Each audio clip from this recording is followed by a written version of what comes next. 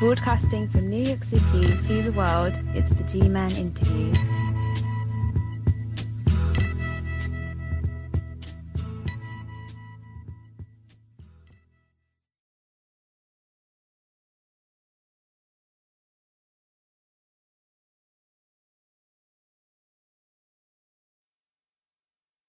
Welcome. Ebony Guy is a native of Halifax County, Virginia, and has been involved with community activism for 19 years. Her work includes voter registration, political campaigns, consulting, and organizing social projects. She is a resident of Danville, Virginia, and serves as a community leader and representative for the nonprofit organization Virginia Organizing. One of the campaign's Ms. Guy champions, Black Lives Matter, is a major focus of the local chapter, which works with area officials to ensure transparency and accountability within Danville's law enforcement agency. Shakeva Frazier is the founder of Kick It With Jesus, a nonprofit outreach ministry that caters to those struggling to overcome harmful addictions. The organization also specializes in prison ministry, youth advocacy, and helping men and women with sustainability in the Danville community. The activists joined me to correct some of the media reports about why they challenged a directive that had been issued by the Danville Police Department. They will also reveal why the town's police officers were lifting hoods of their patrol cars during traffic stops, which obstructed the view of the dash cams. It's a pleasure to welcome you to the show, ladies. Thank you. Thanks for having us. Could you provide some detail for viewers that may not be familiar with your story? When the police chief told us that when the cars were raised, it was to prevent overheating. So the question arose that when the hoods are raised, does it also block the camera? And which his response was yes. So I never said that the hoods were raised to block the camera. I always made it clear that the hoods were raised to stop overheating, but in turn, it causes the camera to be blocked. And I thought that with what we're going through now, that wouldn't be the best option for stopping the overheating if it would cause that kind of distraction. How did you gain access to the photos that were published in the Your Black World news report and others? I got those off public Facebook pages. I still have a photo I didn't even use. And G-Man, now that you asked me, it was also a guy that had similar Facebook posts, and he's a news reporter, a freelancer in Danville, Virginia, who posted a similar question maybe 2 weeks before me. I didn't know about his because I'm not a friend on his page, but he was asking why are the police cars around the city with the hoods up doing stop. And he actually got other pictures. But he didn't know what I knew because I didn't know he was doing that. But he had posted, but I guess people didn't maybe take him serious. But once I gave the information that I knew to be true from something that I attended, people sent me his Facebook page and whatnot. These pictures were already on Facebook before I even brought up the awareness that I brought to the community. So I wasn't the first person with the question. I just the one that happened to have the answer. And the people didn't like the answer that I had put on there. If the reporter was posting photos of the patrol cars on his Facebook page long before you ever said anything, it's possible that this has been going on for quite some time and didn't start the summer of 2016. It had to be because what brought it out during the meeting on September the 9th is when we were brought to the awareness of it. Because, see, I had seen it in the city. I seen it happening. But like I said, I thought the hoods were being raised to protect the police officers during a gunfight or something like that. So I rode by one day. They had some young guys at the store stopped. The hood was up. And, you know, these guys were walking. But I thought none of it. Then when they had that picture on Facebook where the Register and Bee, our local newspaper, had that article, the article wasn't about the hoods being up. It was about a shootout that the police were investigating. But they had the hoods up. So it had been going on, but no one thought, I guess, a lot of it.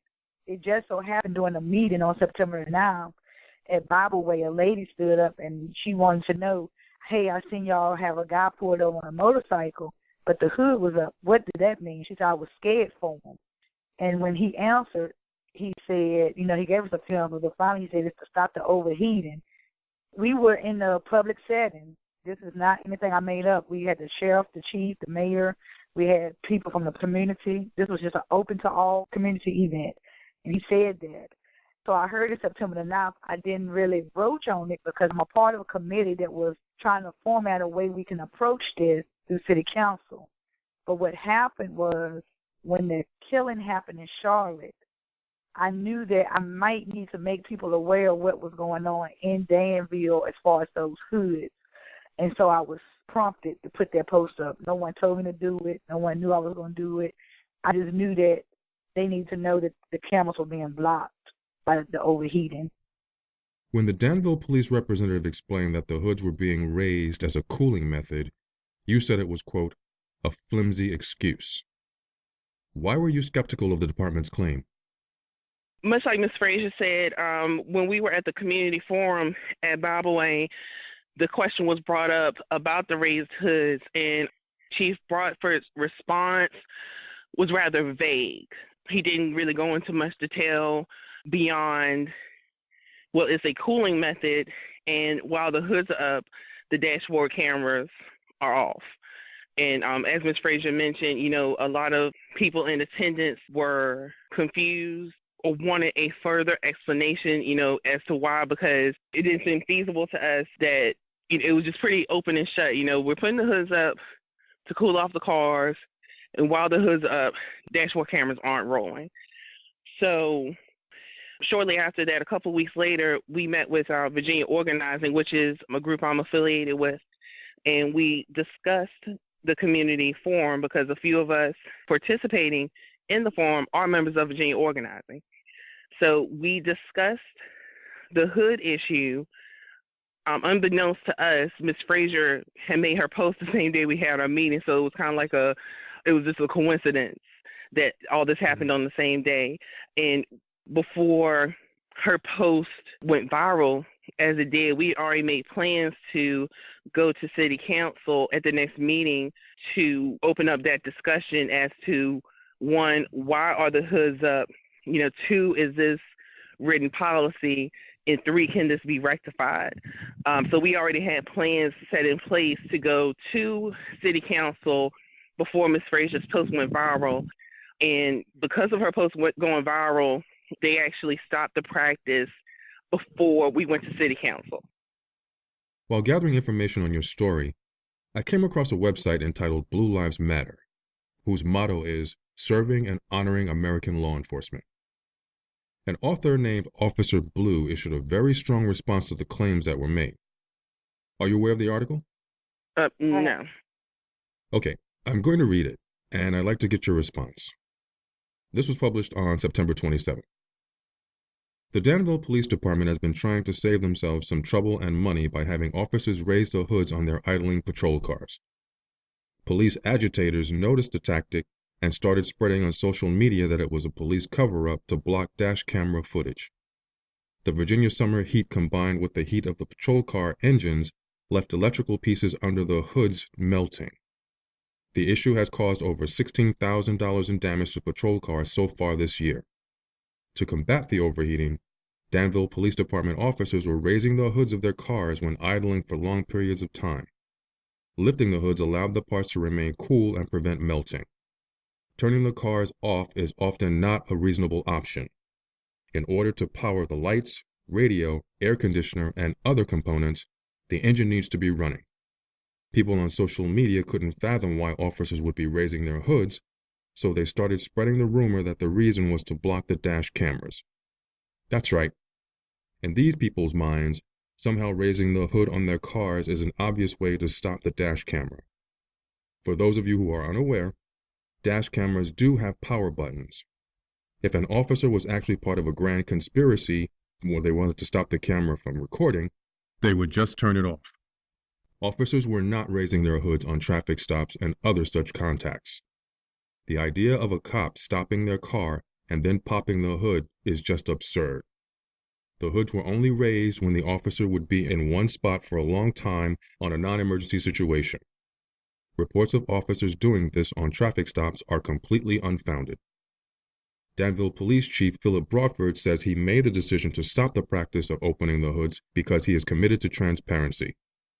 Taxpayers' money will probably continue to be wasted on overheating repairs. Would you like to respond, ladies? I understand all of that, and I agree with the guy who wrote the article that allegations were put out that people took it and made it a conspiracy, because it was made into one.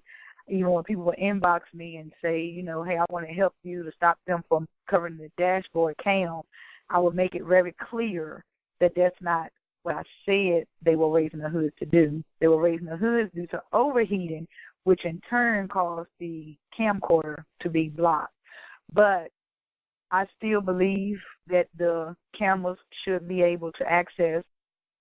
In that picture that we saw, the one by the store where the hoods are raised, there was a shooting.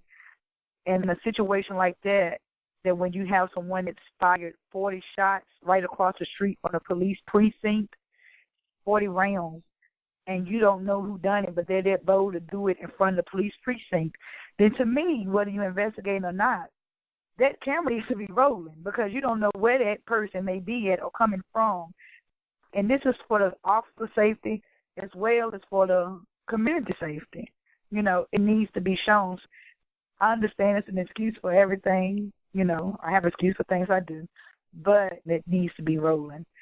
And evidently, it's the communities that was failed, because me and Ebony are being addressed for being on the forefront, but me and Ebony couldn't have done it without the community backing it up. So this is just not a one or two person opinion. This is a community. Matter of fact, it went nation. This is a nationwide opinion that is not right. So it's just not us. We happen to be the voice for the people, if I'm correct from what I've seen. We have a few that don't disagree. Some even said we were wrong, we made up lies, no one ever told us that. They wasn't at the forum. I never put Chief Broadfoot's name in my post because I have much respect for him. I would never do that to him because he is very community-oriented. He comes to many of the programs and functions we have. I have not a slight with him. My slight was with the hood, and I just thought the community needed to be aware of what the practice was that was going on.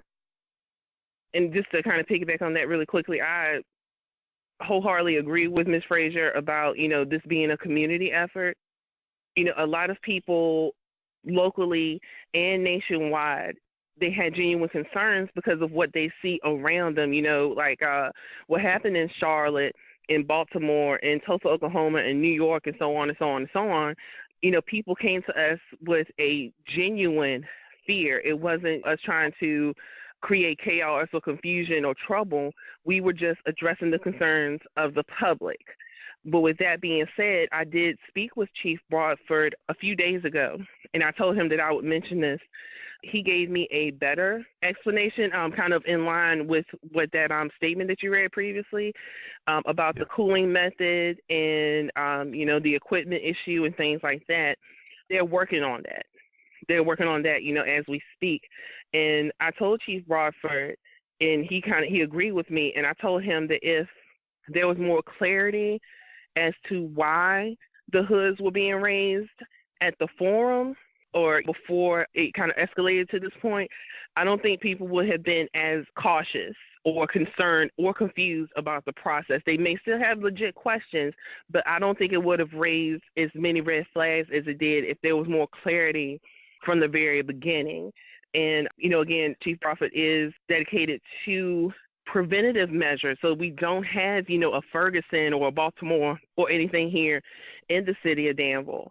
This isn't a new conversation we've had. We've been talking with Chief Broadfoot for probably 5 or 6 years now. This one just happened to go national, but we've been having, you know, private conversations with him on the phone. We've had meetings in his office. Emails have been exchanged. So this isn't, you know, a new practice for us. This has been part of an ongoing conversation, and it's just under the umbrella of Black Lives Matter as it relates to policy issues. Now, we're more policy-oriented and, you know, transparency-oriented more so than anything because we're trying to prevent, you know, we don't want to be national again, not for any bad reasons, because we do have good cops here. The city of Danville, they are working to engage the community more, so there are good steps in place, but everybody's looking at this one issue as the holy grail when it's not. Is there anything you'd like to say in closing? I just thank you for the opportunity Like I said, I'm glad the hoods are down. That's what I had asked for.